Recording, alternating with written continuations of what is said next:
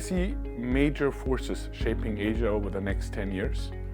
The first one, and I'm talking from my Japan perspective and also from my advanced industries global sector perspective. The first one is actually the digitalization and the technological disruptions that are happening.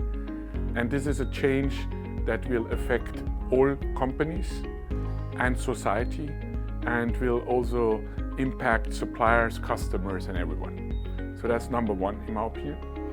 Number two is actually the demographic change. And here again, from a Japan perspective, we have the aging population. From an Asian perspective, we have many new people entering the workforce and many of, I would say, affluent consumers that are coming in.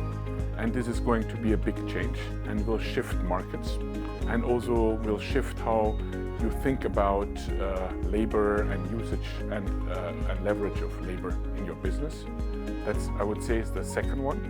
And the third one, I really think it's more geopolitical nature.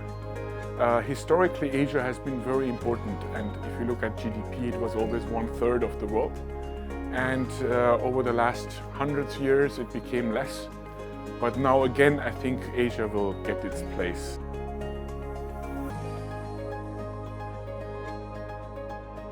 So in terms of CEO responses, on the digital one, that one is something you have to start responding immediately. It's not something to say, wait and see, and how it affects my industry, how my company, because once you see it, it's too late. So in order to defend your business, to expand your business, it's extremely important to act immediately.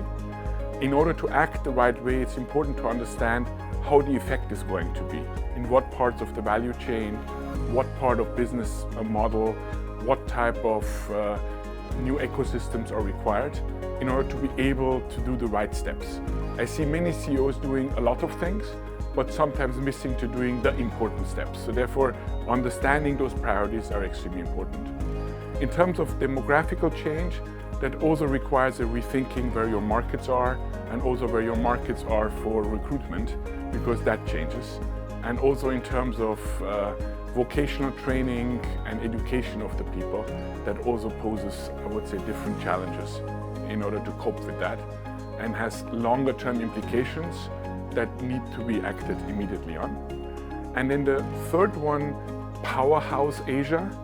I think that means also global leadership for individual companies in Asia, and thinking about the global market, thinking about global governance, thinking about global best practices, and being a number one globally as opposed just to in the region or in the country, and having that aspiration level and taking the steps to accomplish it.